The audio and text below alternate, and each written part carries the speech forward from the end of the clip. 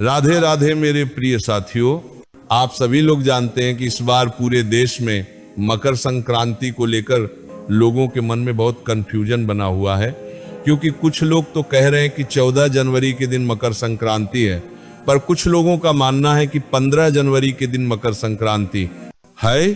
तो आखिर किस दिन मकर संक्रांति मानना सही होगा, किस दिन दान पुण्य करना सही होगा, ये सारी जानकारी हम आपको इस वीडियो में देने वाले हैं। साथियों, मकर संक्रांति हमेशा उस दिन मनाई जाती है जिस दिन भगवान सूर्य देव धनु राशि से निकलकर मकर राशि में प्रवेश करते हैं, या जिसे हम सूर्य का उत्तरायण होना भी कहते हैं। नए साल का सबसे पहले पर्व मकर संक्रांति ही होता है, इसलिए ये सभी लोगों के लिए बहुत विशेष पर्व माना जाता है।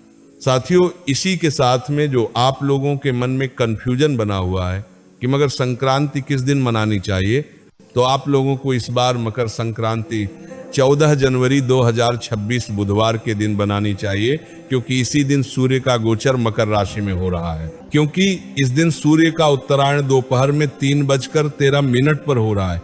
इसी वजह से 14 जनवरी के दिन ही मकर संक्रांति का स्नान और दान किया जाएगा।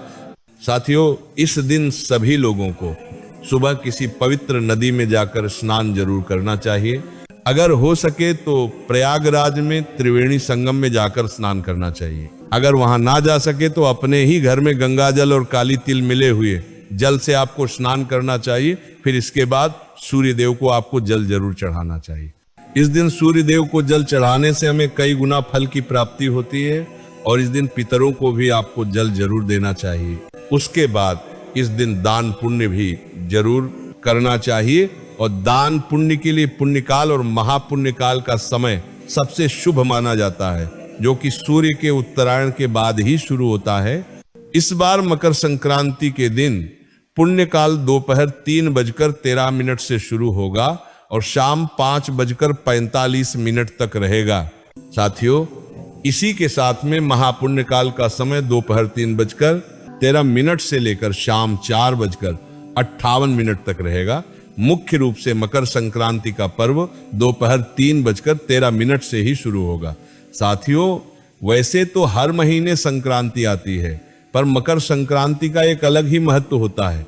इसे खिचड़ी के पर्व के नाम से भी जाना जाता है, और इस दिन खिचड़ी घर में बनाई भी जाती है और खाई भी जाती है, और उसका दान भी किया जाता है, जिसमें चावल और उड़द की दाल का प्रयोग किया जाता है। लेकिन इस बार मकर संक्रांति के दिन ही एकादशी होने के कारण इस दिन आप खिचड़ी नहीं बना सकते हैं, क्योंकि एकादशी के दिन चावल घर में बनाना और खाना वर्जित माना गया है। पर मकर संक्रांति होने के कारण आप एकादशी होने के बावजूद भी कच्चे चावल और कच्ची उड़द की दाल का दान कर सकते हैं। साथियों, इसी के साथ में मकर संक्रांति के दिन काली तिल और गुड़ से बने हुए लड्डू का इस दिन भगवान को भोग लगाकर आप खुद भी इसे ग्रहण करें, और इस दिन चावल दान ना कर पाए तो इस दिन आप काली तिल का दान जरूर करें, क्योंकि मकर संक्रांति के दिन तिल का दान भी महादान ही माना जाता है। और अगर आपका मन ना माने तो आप 15 जनवरी के दिन अपने घर में खिचड़ी बनाकर खा सकते हैं और इसका दान भी कर सकते हैं।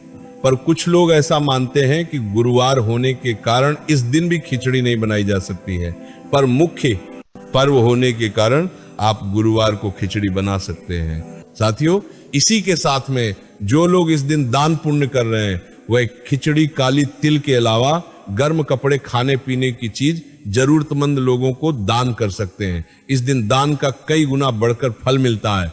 साथियों, इसी के साथ में इस दिन 14 की संख्या में किसी भी चीज का दान करना अत्यंत ही शुभ माना जाता है, जिससे हमारे घर में सुख समृद्धि आती है, और सूर्य देव और शनि देव भी हमसे प्रसन्न होते हैं।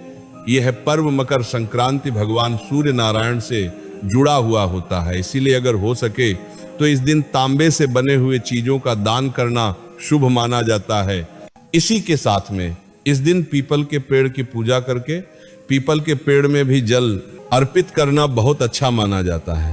साथियों, इसी के साथ में अगर आपके मन में अभी भी मकर संक्रांति को लेकर कोई प्रश्न है तो आप हमसे कमेंट करके पूछ सकते हैं, और आप इस बार मकर संक्रांति किस दिन मान रहे हैं कमेंट में जरूर बताएं।